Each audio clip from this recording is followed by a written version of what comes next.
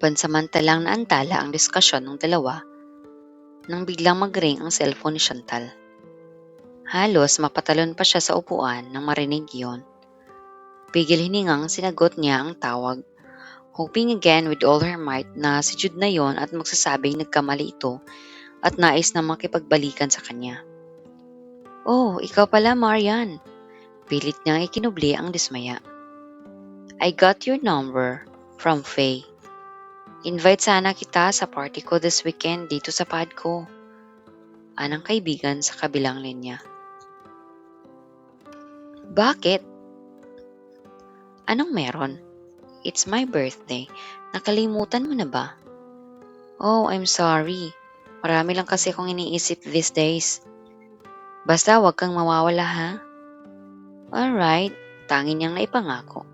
Sa totoo lang ay nagdadalawang isip siyang dumalo dahil sadyang hindi pa siya komportabling makita ng mga kaibigan sa itsura niya ngayon. Isa pa, hindi siya sanay na magpunta sa party na wala si Jude sa kanyang tabi. Siguradong kasama ng mga kaibigan ang mga boyfriends nila kaya baka mainggit lang siya. Si Jude naman kasi, bakit ba hindi pa rin niya ako tinawagan hanggang ngayon? You know, when you call and he's not answering, that means he's hiding something. Biglang sabi ni Devin matapos ang kanyang pakikipag-usap sa cellphone. Tila ba nabasa nito ang kanyang iniisip? What? Anong ibig mong sabihin? Naguguluhan niyang tanong. Hindi ba sa loob ng 2 months na hiwalay kayo ng ex mo, sinusubukan mo pa rin siyang tawagan pero hindi kanya sinasagot? Ang ibig sabihin nun, may tinatago siya. Paliwanag nito sa tono na parang isang eksperto sa relasyon. Subalit, hindi lubusang matanggap ni Chantal ang mungkahi nito. At paano mo naman nasabi yan? Cause that's what I do when I cheat. He pointed out, but in your case, it can no longer be considered as cheating. Dahil hiwalay na naman kayo and he's free to be with other women. Kaya hindi ko na rin makita pa ang punto ng patuloy mong pagtawag sa kanya. I don't want advice from a man who does not even know what true love is. Alam mo, I've been hearing that true love thing from so many people. Ano ba talaga yung kalukuhan na yan? Natatawang tanong ni Devin na hindi maintindihan kung ano ba ang big deal sa konseptong iyon na nilikha lang naman ng mga romantic movies and books. Hindi kalukuhan ang true love. In fact, it is the best thing that could happen to anyone. Ito ang nagbibigay ng kahulugan sa buhay natin. It enables us to share our hearts with someone so we could find our own happiness and fulfillment. Dipinsa niya sa paniniwalang pinanghahawakan. Mula noon pang una siyang umibig at 17 years old pa lamang. There is no such thing. We find our own happiness and fulfillment sa sarili natin mismo. Hindi naman natin kailangan ng ibang tao para ibigay sa atin ang mga bagay na yun.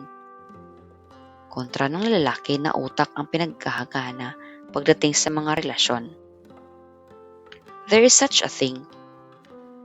If there is, then why is it sa tuwing makikita kita, I don't see that happy and fulfilled person in you?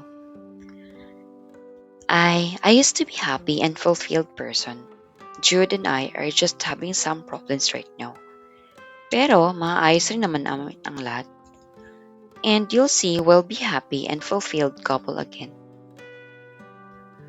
Pagkabitiw sa sumpang iyon ay nilisan ni Chantal ang restaurant dahil hindi na niya kaya pang makinig sa kung ano pang pagkontra mula kay Devin. Nangangamba kasi siya na baka tuluyan pa niyang pawiin ang natitirang paniniwala na meron siya sa kanilang pag-iibigan ni Jude.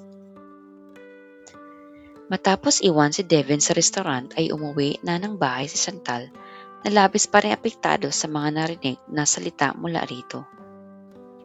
Hindi iyon ang unang pagkakataon na nakatanggap siya ng mga negatibong pananaw mula sa ibang tao ukol kay Jude at sa kanilang relasyon. But it was the first time she felt really hit. Dahil hindi pa nakakain ng silisanin niya ang restaurant, ay nadaman niya ang matinding pagkalaman ng sikmura. And the first food that came to her mind ay ang paborito ng chocolates. Ang hindi alam ni Devin ay maroon pa siyang itinatago sa isang secret spot sa loob ng refrigerator. Hindi nito nakita iyon nang itinapon nito ang lahat ng kanyang mga junk foods noong umaga. Ngunit nang papakagat na sana siya sa Hershey's bar ay tila bigla niyang nakita ang mukha ni Devin na sinisermonan siya ng umagang iyon. Look, Chantal, if you really wanna attain your goal, you have to stay focused. Hindi pwedeng yung ganito na dinadaya mo ang sarili mo. Bigla niyang naitapon sa basurahan ang chocolate at naganda na lamang ng oatmeal bilang kanyang lunch. Kahit baluktot ang pananaw ng lalaking iyon pagdating sa pag-ibig, he was definitely right about learning how to discipline herself to attain her goal. So, how's your progress with Chantal? Pumayat na ba? Pangungumusta ni Larkin habang papaupo sila ng pinsan sa stools sa loob ng isang bar sa Libis. Medyo challenging siyang papayatin dahil nagpunta ako sa kanina sa bahay para kamustahin nga ang progress niya.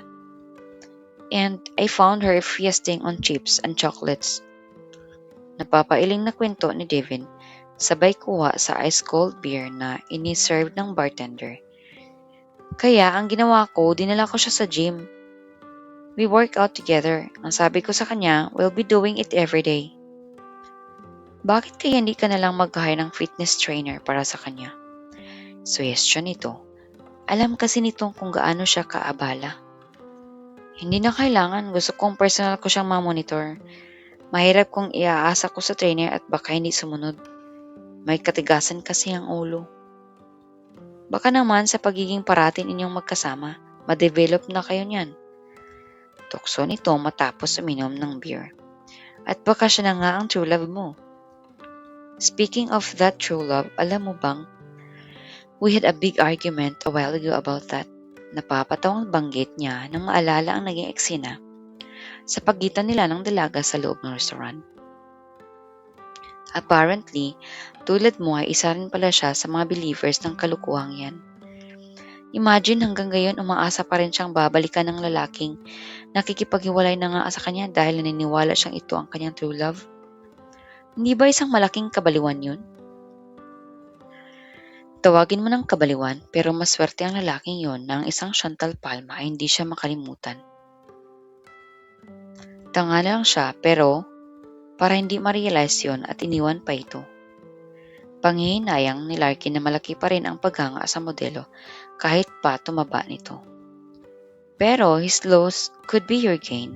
Ituloy mo lang ang pagpapapayat sa kanya and she will surely go back to that girl whom you have once referred to as the most beautiful you've ever seen. Paalala pa nito sa minsan niyang nasambit matapos makita ang larawan ng dalaga. Hindi ako ang tipo ng tao na nagseseryoso sa mga babae, alam mo yan. Napapailing niyang nasabi. But Larkin could not be convinced. Sige, tingnan lang natin.